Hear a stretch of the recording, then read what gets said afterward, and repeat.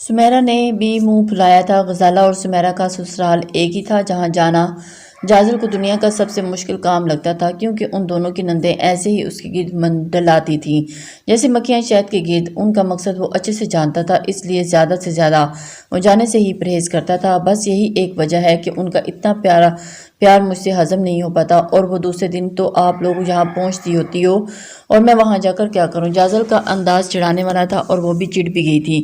دیکھ رہی ہیں نا اماں اپنے لاڈلے بیٹے کی باتیں، ابھی تو بیوی آئی ہی نہیں تو یہ حال ہے، جب آئے گی تو پتہ نہیں کیا ہوگا۔ غزالہ شاہانہ بیگم کی طرف دیکھتے ہوئے شکایتی لہجے میں بولی تھی، بس یہی ایک بات، اسی وجہ سے میں شادی کرنا ہی نہیں چاہتے۔ جازل کو تو جیسے موقع مل گیا تھا، نہ پتر بہت ہو گیا، اب تو میں تیری ایک نہیں سنوں گی۔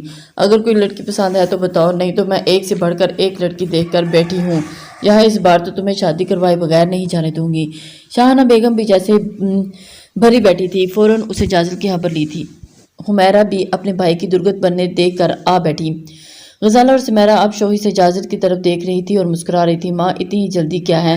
آپ کو بتایا تو ہے نا، ابھی 5-6 سال شادی کا کوئی ارادہ نہیں ہے میرا۔ جازل بے دلی سے بولا تھا۔ ایک ہی اکلوتے پتر ہو تم میرے، میں خوشیاں دیکھنا چاہتی ہوں تمہاری، میری اپنی نسلیں آگے بڑھتے دیکھنا چاہتی ہوں۔ اتنی زمینیں اور جائیدادیں ہونے کے باوجود بھی تیری خواہش پر تمہیں نوکری کرنے کی اجازت دے دی، مگر تم مہینوں غائب رہتے ہو۔ تمہارے بیوی اور بچے ہوئے تو انہی سے دل بہلا لوں گی۔ شاہانہ بیگم اس بار اس کی بات کو سننے کے موڈ میں نہیں لگ رہی تھی۔ جازل نے بےچارگی سے اپنی بہنوں کی طرف دیکھا جو اب مزے سے انجوائے کر رہی تھی۔ اماں بالکل اماں ٹھیک کہہ رہی ہیں، اب تو خاندان والے تمہارے رشتے پوچھنے گھر تک آنے لگے ہیں، کیونکہ ہمارا بھائی جیسے شاندار مرد کہاں پورے گاؤں میں نہیں ہے۔ اور سبینہ حالت تو انگلینڈ سے کال کر کے پوچھ رہی تھی تمہارا، وہ بھی اپنی بیٹی کے لیے، تمہاری خواہش کے لیے خواہش مند ہے۔ سمیرہ فوریہ لہجے میں گویا ہوئی تھی۔ جازل نے خود کو چاروں طرف پھنستے ہوئے محسوس کیا تھا۔ اوکے ٹھیک ہے، آپ کی بات مانوں گا، مگر اپنا اس دفعہ کا کام ختم کرنے کے بعد۔ جازل اس کے سامنے ہار مانتے ہوئے بولا تھا۔ ماں صدقے میں جانتی تھی میرا پتر میری بات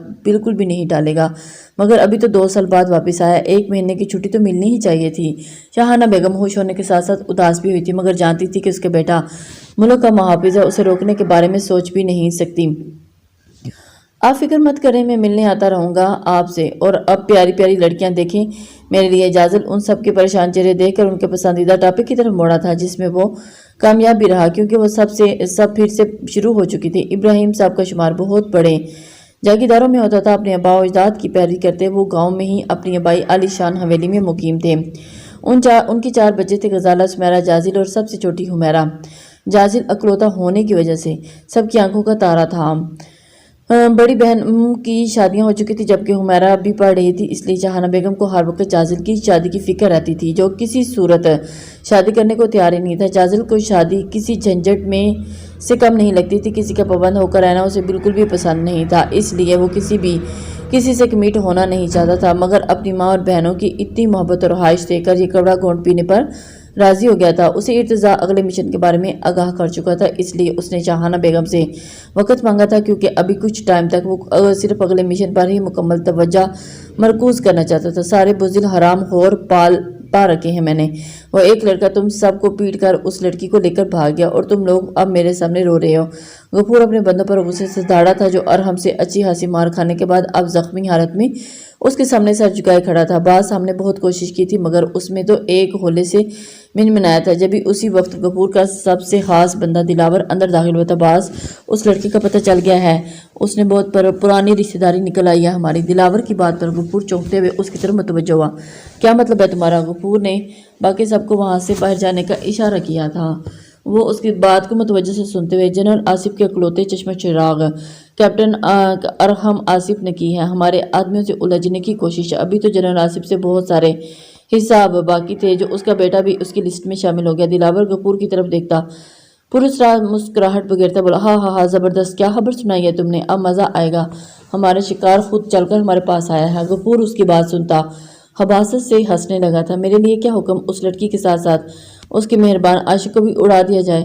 دلاور کی بات سنتے غفور نے بھی نفی میں سر ہلایا تھا۔ نہیں، ایسا کچھ نہیں کرنا، جنرل آصف نے میرے بھائی کو مجھ سے چھینا تھا نا، اب میں اس کے بیٹے کو وہ حل کروں گا کہ جنرل آصف اپنے بیٹے کی بربادی پر تڑپنے کے سوا کچھ نہیں کر سکے گا۔ لہجہ نفرت اور انتقام سے بھرپور تھا۔ کیا مطلب باز؟ میں سمجھا نہیں۔ یہ لڑکی اب کیا کرے گی ہمارا کام؟ गफूर दिलावर से रिहाब की तस्वीर पकड़ता गैर मामूली अंदाज में बोला, बास ये लड़की भला हमारे लिए क्या कर सकती हैं? दिलावर ने उसके तासुरात पर गौर करते उसके इरादे समझने की कोशिश की थी। मैं उस जनरल आसिफ के बेटे को इतनी आसान मौत बिल्कुल नहीं दूंगा, उसे तड़पा तड़पा कर मारूंगा और उसमें हमारा साथ देगी ये लड़की। काफ़ी खूबसूरत और मासूम लग रही है, वो जितना भी होशियार हो बगैर किसी किस्म की शक में पड़े जल्दी ही इस जाल में फंस जाएगा। गफूर की आंखों में शैतानियत चमक रही थी और बहुत वक्त बाद कोई ऐसा मौका हाथ आया था जिसे वो हरगिज जाया नहीं करना चाहता था। वाओ बास, क्या ज़बरदस्त प्लान है। उस लड़की को उठा लाऊं फिर ताकि उसे अपने रंग में ढाल सकूं। दिलावर का दिल रिहाब का हुस्न देखकर अच्छा सा बेईमान हो चुका था। नहीं, ऐसा कुछ नहीं करना। ज़रूर हमने उस लड़की के गिर्द अपने आदमी छोड़े रखे होंगे और हम उसे किसी सूरत उस लड़की के हवाले से मशकूक नहीं कर सकते। अगले 1 घंटे में उस लड़की का सारा बायोडेटा चाहिए मुझे, फिर बताता हूँ कि आगे क्या करना है। गफूर के सख्ती से मना करने पर वो बेदिली से इस बात में सर हिलाता बाहर निकल गया। उफ मेरे खुदा, ये रॉन्ग नंबर अब सोने भी नहीं दे रहे। इसको सबक सिखाती हूँ अभी।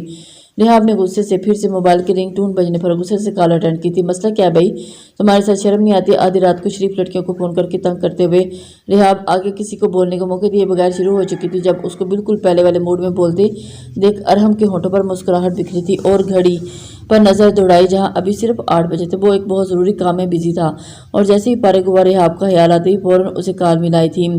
आई एम सॉरी, मेरी वजह से आप डिस्टर्ब हुई। मैंने तो सिर्फ आपकी हरीत दरियाफ्त करने के लिए फ़ोन किया था, मगर आपकी आवाज़ ने सब बता दिया। So good night. अरहम ने तफसीली जवाब देते उसकी कुछ भी बात सुने बगैर फ़ोन बंद कर दिया था। हद हो गया, मुझे क्या पता था आगे से ये होगा। एक तो इस बंदे का एटीट्यूड ही ख़त्म नहीं होता।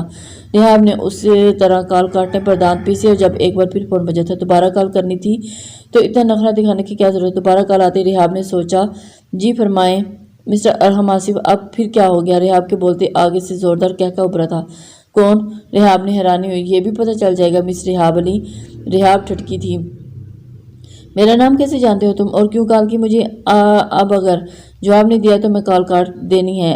रिहाब अब कदरे सख्त लहजे में बोली थी, ना ना ना, ऐसी हरकत मत करना, नुकसान उठाओगी। वैसे तुम्हें फ़ोन करने की एक वजह यह भी बताना था कि तुम्हारा भाई अनीस अपने कॉलेज ट्रिप के साथ सवात पहुंच चुका है। रिहाब को उसकी बातों को और अंदाज से घबराहट महसूस होने लगी थी। क्या मतलब? तुम्हारा मेरे भाई को कैसे जानते हो तुम?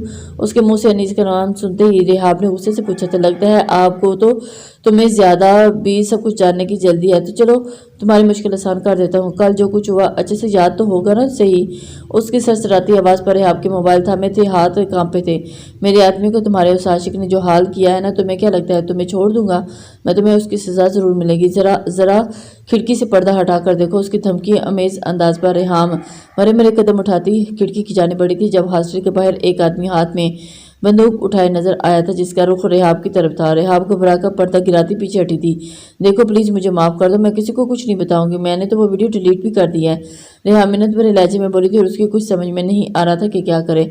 एक शर्त पर, मैं तुम्हें और तुम्हारे भाई की जान बख्श सकता हूँ, मगर अगर किसी किस्म की होशियारी करने की कोशिश की तो अगले दिन ही दरवाजे पर अपने भाई की लाश पाओगे। गफूर उसे पूरी तरह धमकाते हुए अपने मतलब की बात पर आया था। कैसी शर्त? रिहाब, अरहम आसिफ के नज़दीक होना होगा तुम्हें, उसे अपने प्यार के जाल में फंसाकर उससे शादी रचानी होगी और उसके इतने करीब होना पड़ेगा कि वो अपनी छोटी सी छोटी बात तुम्हें बताए और अपने पीछे पागल करना होगा उसे, मगर इस तरीके से उसे कोई शक ना हो तुम पर। वो एक आर्मी ऑफिसर है, इतनी जल्दी किसी के जाल में फंसने वाला नहीं। तुम्हारी मासूमियत देख चुका है, आराम से हर बात पर यकीन कर लेगा, मगर अगर हमें ओवर स्मार्ट दिखाने की कोशिश की तुमने तो अपनी इज्जत और ज़िंदगी के साथ साथ अपने भाई को भी खो दोगी। उसकी बातें सुनते रहे आप बिल्कुल शॉक हो चुके थे। वो कितनी बड़ी मुसीबत में फंस चुकी थी और इस बारे में किसी को बता भी नहीं सकती थी। वो किस सूरत इन गुंडों के हाथों ब्लैकमेल नहीं होना चाहती थी, मगर खुद से भी ज़्यादा उसे अपने भाई की फिक्र थी। जिंदगी में एक ही तो खालिस रिश्ता था उसके पास जिसे खोने के बाद वो खुद भी जिंदा ना रह पाती। वो ये भी देख चुकी थी कि वो लोग कितने खतरनाक थे, जो कह रहे थे वो कर भी गुजरना था। लेकिन अरहम आसिफ के एहसान के बदले वो इतना बड़ा धोखा कैसे दे सकती थी? क्या हुआ इतनी देर लगा कर क्या सोचा जा रहा है? हालांकि मैंने तो ज़्यादा ऑप्शन भी नहीं देने को आपको। गफूर उसकी इतनी लंबी खामोशी पर हबासत से मुस्कुराया था। मैं तुम्हारी ये शर्त मानने को तैयार हूँ, लेकिन तुम मेरे भाई को कोई नुकसान नहीं पहुँचाओगे। रिहा बहते आंसुओं के दौरान आंखें मूंदे अजिया से बोली थी और इसके अलावा उसके पास और कोई चारा नहीं था। वेरी गुड, काफ़ी अक्लमंद लड़की हो तुम, मुझे तुमसे यही उम्मीद थी। कल से अपना काम शुरू कर दो और मुझसे किसी किस्म का रब्ता करने की कोई ज़रूरत नहीं। जब भी कोई बात करनी होगी मैं खुद रब्ता करूँगा। और एक बार फिर याद दिला रहा हूँ, तुम मेरे आदमियों की नज़र में हो, ज़रा सी भी चालाकी पर बहुत बड़ा नुकसान उठाओगी। वार्न करते हुए फ़ोन बंद कर चुका था। रिहाब ने रोते हुए अपना सर दोनों हाथों पर गिरा दिया था। इर्तिज़ा यूसुफ ने मिशन की मुकम्मल ब्रीफिंग दे दी थी और आज इर्तिज़ा अपनी टीम मेंबर्स को इकट्ठा करके उनसे मीटिंग करनी थी और हर एक को उनकी ड्यूटीज बतानी थी।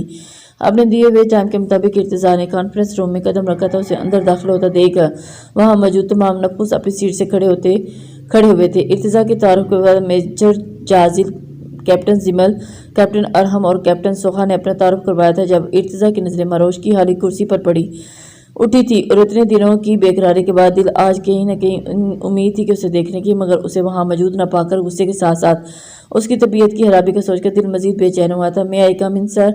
जैसे ही वो सबकी तरफ मतवज्जो हुआ था, मारोश की मुतरन्नम आवाज़ पर झटके से इर्तिज़ा ने कुर्सी का रुख दरवाजे की तरफ मोड़ा था। नो, मारोश को पता था कि आगे से ऐसा ही कोई आर्डर मिलने वाला था उसे। जाजिल तो अच्छे से वाकिफ था इर्तिज़ा के काम के दौरान स्ट्रिक्टनेस से, मगर बाकी सभी उसके रौब से दोबदू देकर काफ़ी कुछ समझ चुके थे। कैप्टन मारोश, मैं अपने काम में 1 मिनट की ताख़ीर बर्दाश्त नहीं कर सकता और आप पहले ही पूरे 15 मिनट लेट हैं। मेरे ख्याल में आपको एक बार फिर सोच लेना चाहिए, क्योंकि मैं किसी किस्म की कोताही बर्दाश्त नहीं करूँगा। इर्तिज़ा अपनी कुर्सी से उठता दरवाजे पर उसके सामने जा खड़ा हुआ था, लेकिन मारोश का गौर से जायजा लेते उसे हैरत का झटका लगा था। उसे सदियों की बीमार लगी थी। आंखों के किरसियाग हल्के वाज़ह थे, चेहरे का गुलाबी पर मान पड़ चुका था। हाथ में लगे इंजेक्शन प्लग से साफ जाहिर हो रहा था कि वो सीधी हॉस्पिटल से यहाँ आई हो।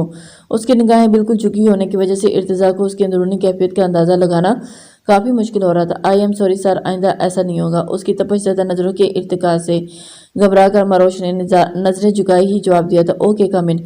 इर्तिज़ा ने जैसे उसकी हालत पर तरस खाते उसकी जान बख्शी कर दी थी, जिस पर मारोश को भी बहुत ज़्यादा हैरत भी हुई थी। इर्तिज़ा वापस अपनी चेयर की तरफ बढ़ गया था, जहां सब उन दोनों की तरफ मुतवज्जो हुए थे।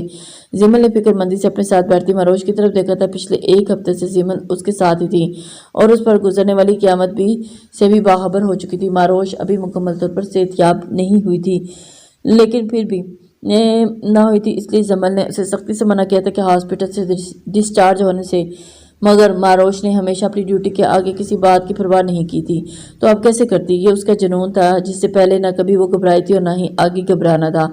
इर्तिज़ा के मुखातिब करने पर सब उसकी तरफ मुतवज्जो हुए थे। इस मुल्क के हालात से तो आप लोग वाकिफ ही हैं। आजकल के दौर में मीडिया बिल्कुल आज़ाद है, हर तरह की खबरें चंद सेकंड में कोने कोने तक पहुंच जाती हैं, मगर इस काम में माफिया इन्वॉल्व है। मुल्क में बहुत सारे मुजालिम ऐसे भी हो रहे हैं जिसे बयान करने से मीडिया भी डरता है, क्योंकि उनके पीछे जिस शख्स का हाथ है वो अंडरवर्ल्ड का सबसे बड़ा बेस्ट माना जाता है, GS के। वो एक ऐसा नाम नहायत मुसलमान है जो सिर्फ पाकिस्तान का ही नहीं बल्कि बहुत सारे मुस्लिम ममालिक का दुश्मन है।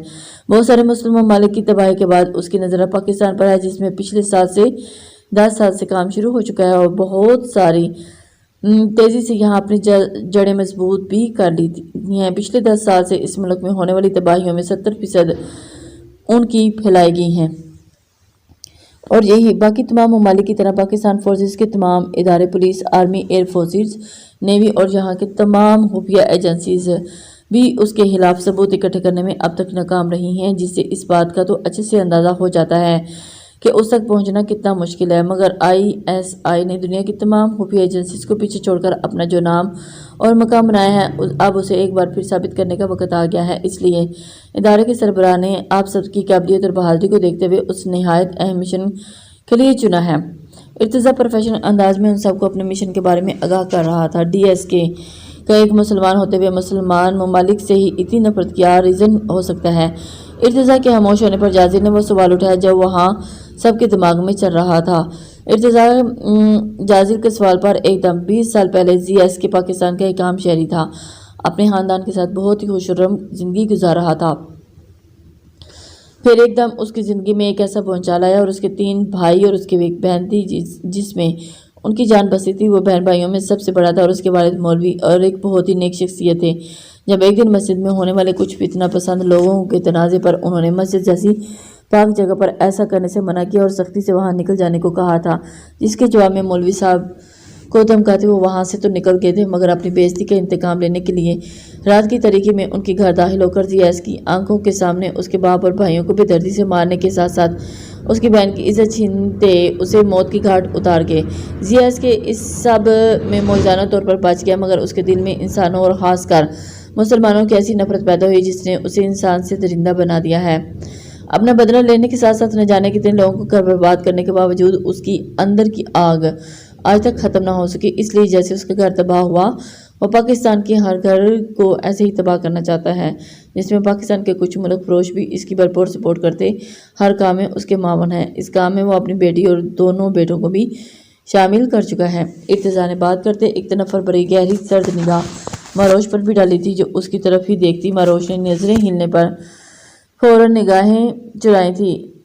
اس نے اپنے گینگ میں کافی تعداد میں فیمیلز کو بھی شامل کر رکھا تھا جو کہ پراپر ٹرینڈ ہیں، اور اس کام میں نوجوان کو منشیات کا عادی بنا کر دہشت گردی میں ملوث کرنا، ملک کے تقریباً 90,000 کے قریب نوجوانوں کو اس طرح استعمال کر کے موت کی گھاٹ اتار چکا ہے، اور اس تعداد میں کمی کے بجائے دن بدن اضافہ ہی ہوتا جا رہا ہے۔ اس کے خلاف ثبوت ملنا تو دور کی بات، ابھی تک پاکستان میں اس کے ٹھکانے تک کا علم ٹھیک سے نہیں لگایا جا سکتا۔ اس مشن میں اس ادارے کے 12 افراد اب تک اپنی جان قربان کر چکے ہیں، لیکن پھر بھی ناکام رہے، مگر مجھے پورا بھروسہ ہے کہ یہ ٹیم اس مشن کے لیے چنی جانے والی آخری ٹیم ہوگی، کیونکہ ہم مٹ جائیں گے لیکن اپنے اسلامی جمہوریہ پاکستان میں پلتے اس نسور کو مٹا کر۔ ارتضیٰ نے خوش اور جذبے کے ساتھ بات کرتے ہوئے کہا تھا، اور اس کے ہر انداز سے ملک کی محبت واضح ہو رہی تھی، اور اس کے اتنے پریقین انداز پر وہ سب متاثر ہوئے بغیر نہ رہ سکے۔ انشاءاللہ سر، ایسا ہی ہوگا، سب نے بھرپور عزم اور حوصلے کے ساتھ اس کی تائید کی تھی۔ ایک آخری بات، یہ ایک بہت ہی زیادہ آزمائشوں بھرا سفر ہونے والا ہے۔ اس مشن میں اگر آپ میں سے کسی کے بھی قدم ڈگمگائے تو کسی قسم کی وضاحت کیے بغیر ہی اس کا نام و نشان اس صفحہ حیثیت سے مٹا دوں گا۔ آخر میں ارتضیٰ کے لہجے میں سختی اور آواز میں ہلکی سی گھبراہٹ نمایاں ہوئی تھی۔ سب کو ان کی ڈیوٹی سمجھا کر ارتضیٰ مزید کوئی بات کیے بغیر وہاں سے نکل گیا تھا۔ انہیں بھیس بدل کر پہلے کچھ خفیہ ٹھکانوں پر بنائے گئے کلبوں میں جانا تھا، جہاں ZSK کے آدمیوں نے بے حیائی اور فحاشی عام کر رکھی تھی۔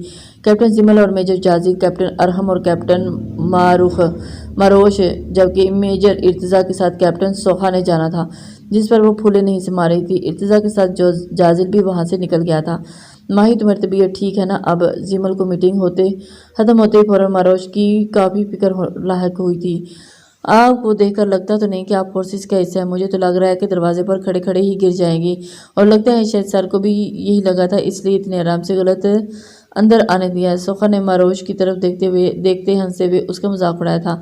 پسند تو اسے زمل بھی نہیں آئی تھی، مگر ماروش کا سوگوار سا حسن کچھ زیادہ ہی پرکشش تھا، اور اوپر سے ارتضیٰ کا اسے دیکھنا سوخا کو ایک آنکھ نہیں بھایا تھا۔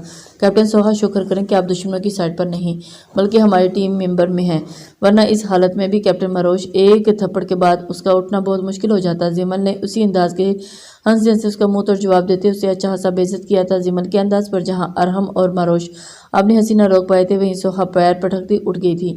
ویسے میجر ارتضیٰ سکندر کوئی زیادہ اکڑو نہیں لگ رہے، مجھے تو لگ رہا ہے کہ آنکھوں ہی آنکھوں میں نگل جائیں گے، ارحم نے پرمزاح انداز میں کہتے جڑجڑی سی لی تھی۔ شرم کرو، سینئر ہیں وہ ہمارے۔ ارحم کی بات پر ماروش کو ایک آنکھ نہیں بھائی تھی، اس لیے اسے گھورتے دیکھ کر ٹوکا تھا، ماہی تمہیں کیوں برا لگ رہا ہے اتنا؟ ویسے تم نے تو ان کے ساتھ پہلے بھی ایک مشن کیا ہے نا؟ زمل مشکوک ہوئی تھی جب ماروش نے اس کے آگے ہاتھ جوڑے تھے، جان بخشی کروائی تھی، کیونکہ اسے اس بات کی بھنک بھی پڑ جاتی تو ماروش کی جان عذاب کر دیتی۔ میجر جازل کافی سیوٹ لگے مجھے، سنجیدہ اور سوبر۔ ارحم اگلے تیسرے نمبر پر ہے۔ زمل نے کانوں کو ہاتھ لگایا تھا۔ استغفراللہ ارحم، تو کچھ تو خدا کا خوف کرو، وہ بندہ کہاں سے تمہیں سوبر لگا؟ زمل نے اسے لتاڑا تو ایک تو پہلے ہی اس میجر کو روح میں وہ دیکھ کر شاک تھی، اوپر سے ارحم کی بات اسے مزید آگ لگا گئی تھی۔ ریحاب ابھی تھوڑی دیر پہلے ہی بلیک میلز کی جانب سے ایک باغ وصول ہوا تھا، جو ابھی کھول ہی رہی تھی جب فون بجا تھا۔ میرا تحفہ تو پہنچ چکا ہوگا تم تک، اسے بک کھولو، اور جو لاکٹ اپنی گردن میں جدا کرنے کا سوچ بھی نہیں سکتی تھی، تمہاری ہر بات کو گردن سے اتارا تو اسے فوراً ہمیں سگنل مل جائے گا کہ تم اپنی خیر منا لینا۔ اس نے اچھا خاصا ڈرانے دھمکانے کے بعد فون بند کر دیا تھا۔ ریحاب جو ارحم کو آج سب کو کچھ بتانے کا ارادہ رکھتی تھی، اب اس میں بھی ناکام ہوتے دیکھ کر مزید پریشان ہو چکی تھی۔ اس کے دل میں خوف سر اٹھا رہا تھا، اگر وہ اتنی باریکی سے اس پر نظر رکھے ہوئے تھے تو وہ کچھ ایسا کر کے انیس کو خطرے میں نہیں ڈال سکتی تھی۔ ارحم تو پہلے ہی ملنے کے لیے کال کر چکی تھی، اپنا پرس اٹھاتی ہاسٹل سے نکل آئی تھی۔ وہ دراصل مجھے آپ کا شکریہ ادا کرنا تھا، اس دن جس طرح آپ نے خود کو خطرے میں ڈال کر مجھے بچایا، واقعی مجھے بہت قابل تحسین لگا تھا۔ रेहाब की बात पर अरहा ने आंखें फाड़े उसकी तरफ देखा था। वो दोनों रेस्टोरेंट में आमने सामने बैठा था। रेहाब डार्क ब्लू सूट में बालों को खुला छोड़े रखा था। वो कुछ घबराई सी अरहम को अपनी तरफ मतवज्जो होने पर मजबूर कर रही थी। क्या हुआ, आप ऐसे क्यों देख रहे हैं? दिल में चोर होने की वजह से रेहाब उसको इस तरह देखने में घबराहट हुई थी। मुझे यकीन नहीं आ रहा कि आप इतने मुहज्जब अंदाज में बात कर सकती हैं। अरहम ने उसकी शक्ल देखता जोर से कहकर लगाया था। रेहाब का दिल चाहा था कि इसके 2-3 दांत तो जरूर तोड़ डाले, और इससे पहले कि वो इतनी ज़हनी टेंशन का शिकार थी, ऊपर से इतनी मुश्किल एक्टिंग करने पर वो बजाय अच्छे से बात करने का उसका मजाक उड़ा रहा था। Okay okay, I am sorry, आप नाराज मत हो, मैं सिर्फ मजाक कर रहा था। अरहम ने फौरन माजरत ख्वाह अंदाज अपनाया था। रेहाब को कुछ समझ नहीं आ रहा था कि बात आगे कैसे बढ़ाए। ज़्यादा देर चुप रहना भी तो ठीक नहीं था। आपको किसी किस्म की कोई धमकी वसूल तो नहीं हुई ना? सब नॉर्मल है? अरहम उसे जानती नज़रों से देखते हुए बोला। रेहाब का दिल जोर से धड़का। नहीं तो अल्लाह का शुक्र है, मैं तो बहुत डरी हुई थी, मगर किसी किस्म का कोई रब्ता नहीं किया उन्होंने मुझसे, और जिस तरह आपने उनकी दुर्गत बनाई थी, मुझे नहीं लगता कि दोबारा उनकी हिम्मत होगी।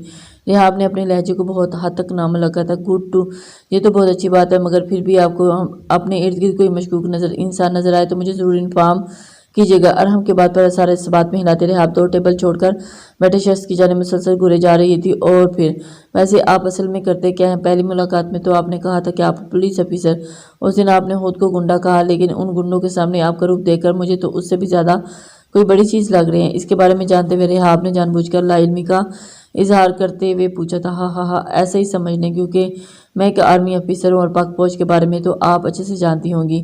बड़े बड़े सूरमाओं को मार गिराने का दम रखते हैं। अरहम फौरिया लहजे में बोला था, जबकि दूसरी तरफ उसकी बात सुनता गफूर बल खाकर रह गया था। वाह ज़बरदस्त, मुझे तो कोई आर्मी अफिसर बहुत पसंद है।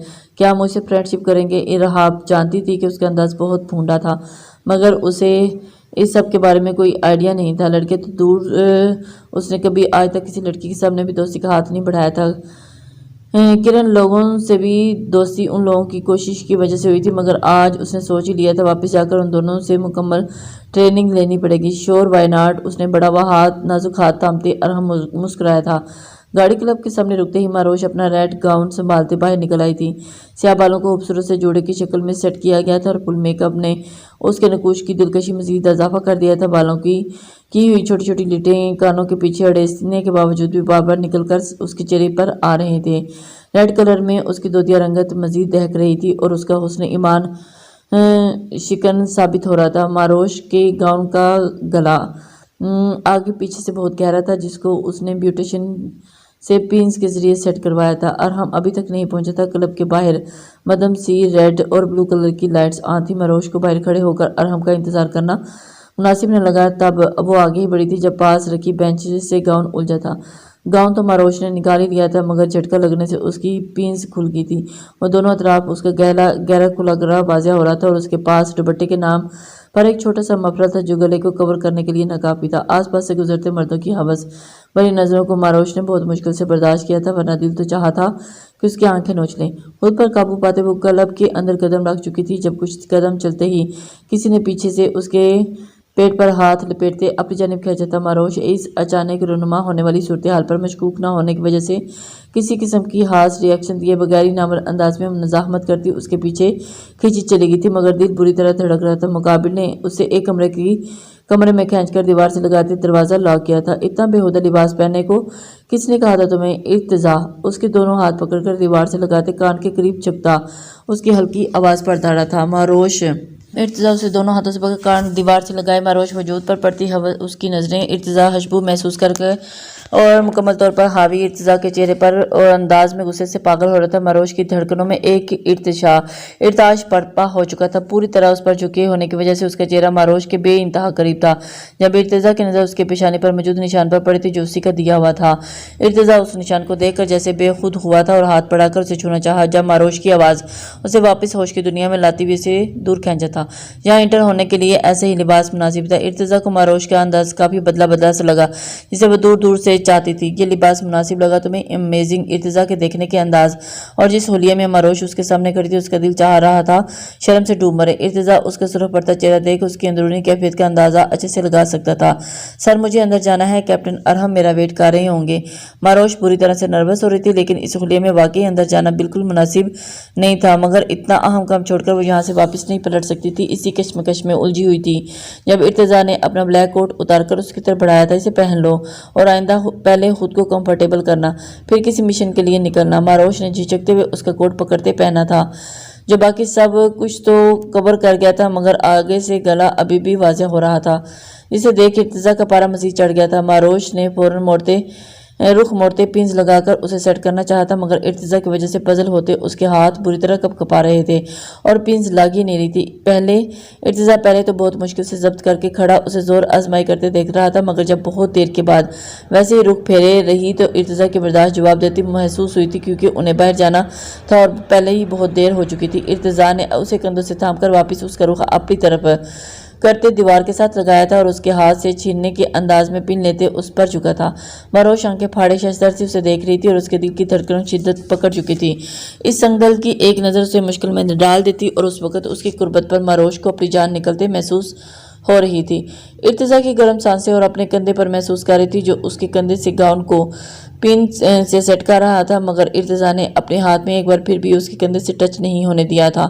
یہی بات تو ماروش کو ارتضیٰ کو مزید دیوانہ کرتی تھی جو ایک پختہ کردار رکھتا تھا، اپنی حدود جانتا تھا۔ ماروش کے ساتھ ساتھ ارتضیٰ بھی اچھی خاصی آزمائش میں پڑ چکا تھا۔ جلدی جلدی اس کی پن لگا کر پیچھے ہٹا تھا۔ وہ خود کو مضبوط اعصاب کا انسان تھا مگر اس لڑکی کے قریب آتے ہی اس کا دل ہومکنے لگتا تھا، اس کو پانے کی خواہش کرتا تھا۔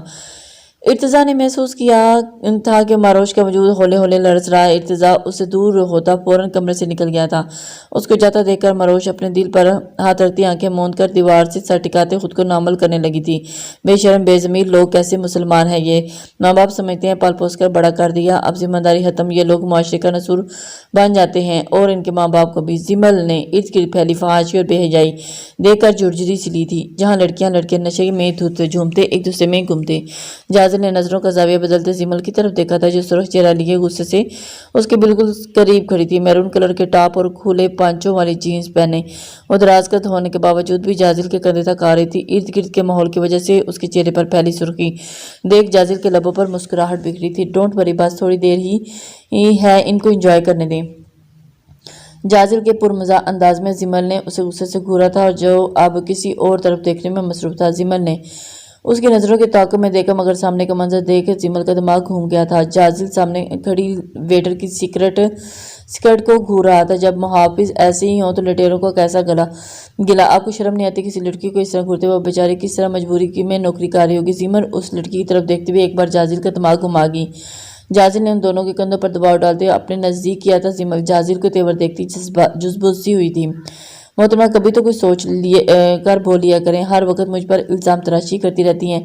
میں اس بیچاری لڑکی کی سکرٹ کو نہیں گھورا بلکہ سکرٹ کی پاکٹ میں موجود ڈرگز کے پیکٹ کو گھورا تھا، وہ جو آپ کے ہاتھ میں موجود ڈرنک کے ساتھ ساتھ باقی سب کی ڈرنک میں بھی ملا چکی ہے۔ مجھ پر نظر رکھنے کے بجائے جس کام کے لیے یہاں آئی ہیں اس پر کنسنٹریٹ کریں گی تو زیادہ بہتر ہوگا۔ جازل کو بہت کم ہی غصہ آتا تھا مگر اس وقت اپنی پروفیشن پر کی گئی بات اسے اچھا ست پا گئی تھی۔ جازل کی بات پر زمل نے غور کیا تو وہ ویٹر اسے بہت مشکوک لگی تھی مگر جس طرح وہ ایکٹ کر رہی تھی اس کا نظروں میں آنا اتنا آسان نہیں تھا۔ زمل خود کو لتاڑتے کے ساتھ ساتھ جازل کو ذہانت اچھی طرح امپریس ہوئی تھی۔ کچھ دیر کے بعد جازل وہ لڑکی کلب کے اندر ننھے حصے کی طرف جاتی نظر آئی۔ میں اس ویٹر کی طرف جا رہا ہوں، آئی تھنک وہ یہاں اپنا کام کمپلیٹ کر کے کسی سے ملنے جا رہی ہے، آپ یہاں پر نظر رکھیں اور مجھ سے رابطے میں رہیے گا۔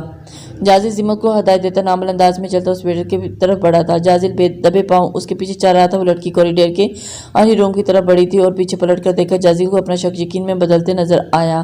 وہ اوپر آ کر 2 کمرے چھوڑ کر تیسرے کمرے میں داخل ہوئی تھی۔ جازل نے دروازے کے قریب کھڑے ہوتے ہی اندر کے حالات جاننے چاہے تھے۔ اندر سے آتی آوازیں اس کی شک پر یقین کی مہر ثبت کر گئی تھی۔ جازل گن نکالتے دروازہ کھول کر اندر داخل ہوا تھا۔ اچانک کسی کے نوارد ہونے پر اس شخص کے اوپر جھکی ویٹر فوراً سیدھی ہوئی تھی۔ جازل نے ذرا بھی موقع دیے بغیر اس شخص کو ایک زوردار مکہ مارتے پیچھے پھنکا تھا۔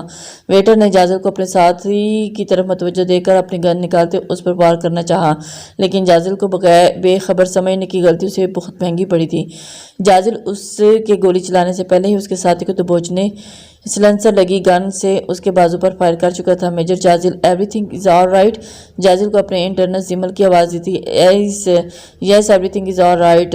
جازل کا جواب سن کر مطمئن ہوتے زمل جیسے ہی آگے بڑھی جب عجلت میں سامنے سے آتے شخص سے بری طرح ٹکرا گئی تھی۔ او آئی ایم سوری۔ زمل کی بات کا سر سے اشارے سے جواب دیتے وہ کلب کے ایگزٹ کی طرف بڑھا تھا۔ زمل کی چھٹی ہس کو کچھ گڑبڑ کا احساس ہوا تھا، جس پر ایک سیکنڈ کی دیر کیے بغیر وہ اس کے پیچھے بھاگی تھی۔ وہ بھاگتے ہوئے کلب سے باہر نکل آئے تھے۔ اس شخص نے جیسے ہی زمل کو اپنے پیچھے آتے نوٹ کیا تھا، اس نے گن نکالتے زمل پر فائر کیا تھا اور اس کا ارادے سے آگاہ ہوتے زمل نے فوراً جھک کر خود کو بچایا تھا۔ وہ بھاگنے کے ساتھ بار بار پلٹ کر فائر بھی کر رہا تھا۔ جب کچھ آگے آنے کے بعد اس شخص نے پیچھے مڑ کر دیکھا تو اسے زمل کہیں نظر نہیں آئی۔ وہ حیران سا وہاں رکتا چونک کر ہو کر ارد گرد کا جائزہ لینے لگا تھا جب پیچھے سے زمل اس کے سر پر زور سے دھماکہ کر چکی تھی۔ ارتضیٰ اور ماروش کلب کے اندر ہی موجود تھے، جہاں فل والیوم میں میوزک آن بیٹھا تھا اور سٹیج پر 3 لڑکیاں بہت نازیبا ڈریس پہن کر ناچ رہی تھیں، اپنی اداؤں سے وہاں کھڑے لوگوں کو پاگل کر رہی تھیں۔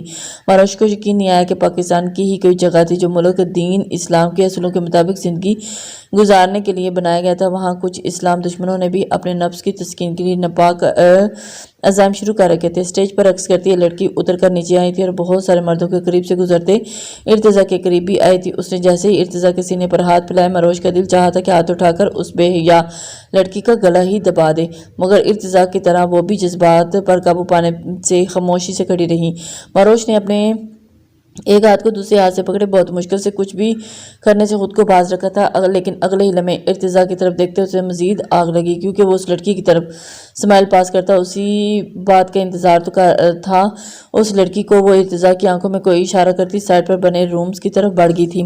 ارتضیٰ بنا ماروش کی طرف دیکھتے اس لڑکی کا پیچھے بڑھا تھا۔ ماروش کو ارتضیٰ کے مشن کے بارے میں کئی بات اب سمجھ آئی تھی کہ یہ مشن پہلے والے مشن سے بہت مختلف تھا، آزمائشوں سے بھرا پڑا تھا، اور پہلی آزمائش تو ماروش کے سامنے تھی۔ ارتضیٰ کو اس لڑکی کے پیچھے گئے 5 منٹ گزرے تھے۔ ماروش کی سانسیں اسے کسی لڑکی کے ساتھ روم میں اکیلے ہونے کا سوچ کر اٹکی تھی۔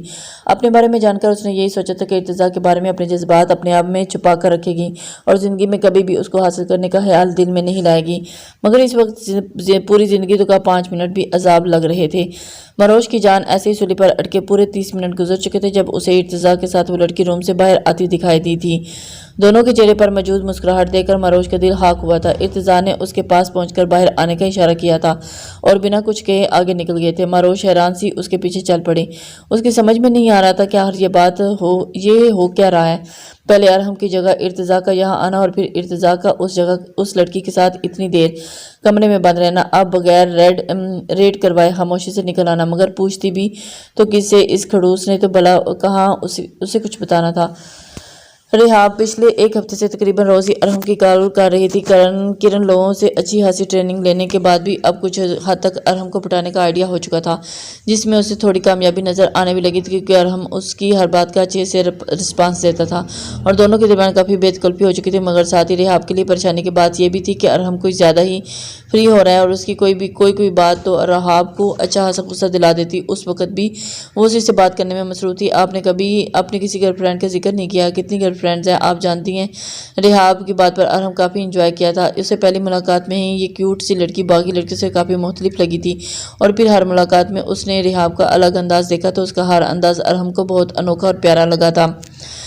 کالج لائف تک اس کا سوشل سرکل بہت وسیع تھا، جس میں لڑکیوں کے ساتھ ساتھ شامل تھی، لیکن بعد میں اپنی ٹف روٹین کی وجہ سے سب سے دور ہو چکا تھا۔ لیکن اب ریحاب سے بات کرنا اسے اچھا لگ رہا تھا، اس کی معصومانہ باتیں بہت انجوائے کرتا تھا۔ نہیں، میری کوئی گرل فرینڈ نہیں ہے، میں نے تو آپ کو بتایا تھا کہ میں کتنا شریف انسان ہوں، مگر اب نیت خراب ہوتی محسوس ہو رہی ہے، ارادہ بن رہا ہے، کیونکہ ایک لڑکی نے دل کو بہت ڈسٹرب کر رکھا ہے۔ ارحم کی بات اور انداز پر ریحاب کا دل زور سے دھڑکا تھا۔ اچھا کون ہے وہ لڑکی؟ ریحاب نے کبھی ہوا میں بھی نہیں سوچا تھا کہ ایسی چیز باتیں بھی کسی سے کرنا پڑیں گی، مگر اس کی لائف پہلے ہی کب سے اس سوچ کے مطابق چل رہی تھی جو اب ایسا ہوتا۔ سمیرہ نے